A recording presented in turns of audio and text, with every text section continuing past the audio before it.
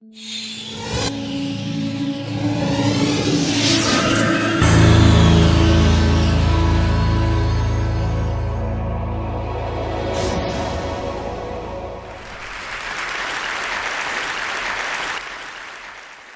is the skyline of my hometown, New Orleans. It was a great place to grow up, but it's one of the most vulnerable spots in the world. Half the city is already below sea level. In 2005, the world watched as New Orleans and the Gulf Coast were devastated by Hurricane Katrina. 1,836 people died. Nearly 300,000 homes were lost. These are my mother's at the top, although that's not her car. It was carried there by floodwaters up to the roof. And that's my sister's below. Fortunately, they and other family members got out in time, but they lost their homes, and as you can see, just about everything in them. Other parts of the world have been hit by storms in even more devastating ways. In 2008, Cyclone Nargis and its aftermath killed 138,000 in Myanmar. Climate change is affecting our homes, our communities, our way of life. We should be preparing at every scale and at every opportunity. This talk is about being prepared for and resilient to the changes that are coming and that will affect our homes and our collective home, the Earth. The changes in these times won't affect us all equally. There are important distributional consequences, and they're not what you always might think. In New Orleans, the elderly and female-headed households were among the most vulnerable. For those in vulnerable, low-lying nations, how do you put a dollar value on losing your country, where your ancestors are buried? And where will people go? And how will they cope in a foreign land? Will there be tensions over immigration or conflicts over competition for limited resources? It's already fueled conflicts in Chad and Darfur. Like it or not, ready or not, this is our future. Sure, some are looking for opportunities in this new world. That's the Russians planting a flag on the ocean bottom to stake a claim for minerals under the receding Arctic sea ice. But while there might be some short-term individual winners, our collective losses will far outweigh them. Look no further than the insurance industry as they struggle to cope with mounting catastrophic losses from extreme weather events. The military gets it. They call climate change a threat multiplier that could harm stability and security, while governments around the world are evaluating how to respond. So what can we do? How can we prepare and adapt? I'd like to share 3 sets of examples, starting with adapting to violent storms and floods. In New Orleans, the I-10 twin spans, with sections knocked out in Katrina, have been rebuilt 21 feet higher to allow for greater storm surge. And these raised and energy-efficient homes were developed by Brad Pitt and make it right for the hard-hit Ninth Ward. The devastated church my mom attends has been not only rebuilt higher, it's poised to become the first Energy Star church in the country. They're selling electricity back to the grid thanks to solar panels, reflective paint, and more. Their March electricity bill was only $48. Now, these are examples of New Orleans rebuilding in this way, but better if others act proactively with these changes in mind. For example, in Galveston, here's a resilient home that survived Hurricane Ike when others on neighboring lots clearly did not. And around the world, satellites and warning systems are saving lives in flood-prone areas such as Bangladesh. But as important as technology and infrastructure are, perhaps the human element is even more critical. We need better planning and systems for evacuation. We need to better understand how people make decisions in times of crisis and why. While it's true that many who died in Katrina did not have access to transportation, others who did refused to leave as the storm approached, often because available transportation and shelters refused to allow them to take their pets.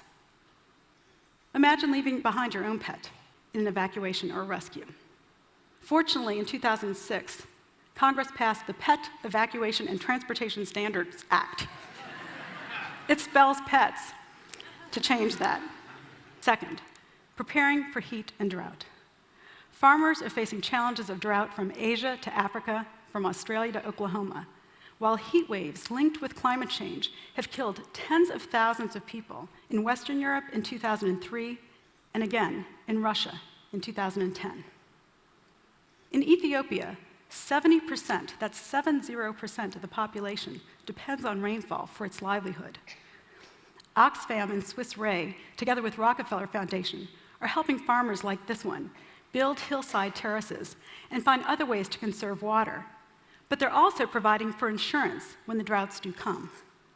The stability this provides is giving the farmers the confidence to invest. It's giving them access to affordable credit. It's allowing them to become more productive so that they can afford their own insurance over time, without assistance. It's a virtuous cycle, and one that can be replicated throughout the developing world. After a lethal 1995 heat wave turned refrigerator trucks from the popular Taste of Chicago festival into makeshift morgues, Chicago became a recognized leader, tamping down on the urban heat island impact through opening cooling centers, outreach to vulnerable neighborhoods, planting trees, creating cool white or vegetated green roofs. This is City Hall's green roof next to Cook County's roof, which is 77 degrees Fahrenheit hotter at the surface.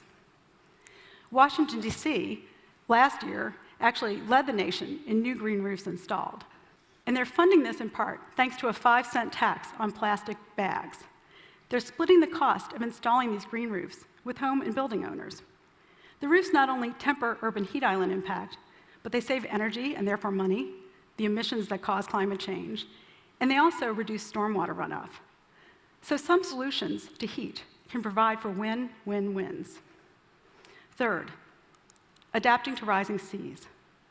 Sea level rise threatens coastal ecosystems, agriculture, even major cities. This is what 1 to 2 meters of sea level rise looks like in the Mekong Delta. That's where half of Vietnam's rice is grown. Infrastructure is going to be affected. Airports around the world are located on the coast. It makes sense, right? There's open space. The planes can take off and land without worrying about creating noise or avoiding tall buildings. Here's just one example, San Francisco Airport, with 16 inches or more of flooding. Imagine the staggering cost of protecting this vital infrastructure with levees. But there might be some changes in store that you might not imagine. For example, planes require more runway for takeoff because the heated, less dense air provides for less lift. San Francisco is also spending $40 million to rethink and redesign its water and sewage treatment, as water outfall pipes like this one can be flooded with seawater, causing backups at the plant, harming the bacteria that are needed to treat the waste. So these outfall pipes have been retrofitted to shut seawater off from entering the system. Beyond these technical solutions, our work at the Georgetown Climate Center with communities encourages them to look at what existing legal and policy tools are available and to consider how they can accommodate change. For example, in land use, which areas do you want to protect through adding a seawall, for example, alter by raising buildings, or retreat from to allow the migration of important natural systems, such as wetlands or beaches. Other examples to consider. In the UK, the Thames Barrier protects London from storm surge. The Asian Cities Climate Resilience Network is restoring vital ecosystems like forest mangroves. These are not only important ecosystems in their own right, but they also serve as a buffer to protect inland communities. New York City is incredibly vulnerable to storms, as you can see from this clever sign, and to sea level rise and to storm surge, as you can see from the subway flooding. But back above ground, these raised ventilation grates for the subway system show that solutions can be both functional and attractive. In fact, in New York, San Francisco, and London, designers have envisioned ways to better integrate the natural and built environments with climate change in mind. I think these are inspiring examples of what's possible when we feel empowered to plan for a world that will be different. But now, a word of caution. Adaptation is too important to be left to the experts. Why? Well, there are no experts. We're entering uncharted territory, and yet our expertise and our systems are based on the past. Stationarity is the notion that we can anticipate the future based on the past and plan accordingly. And this principle governs much of our engineering, our design of critical infrastructure, city water systems, building codes, even water rights and other legal precedents. But we can simply no longer rely on established norms.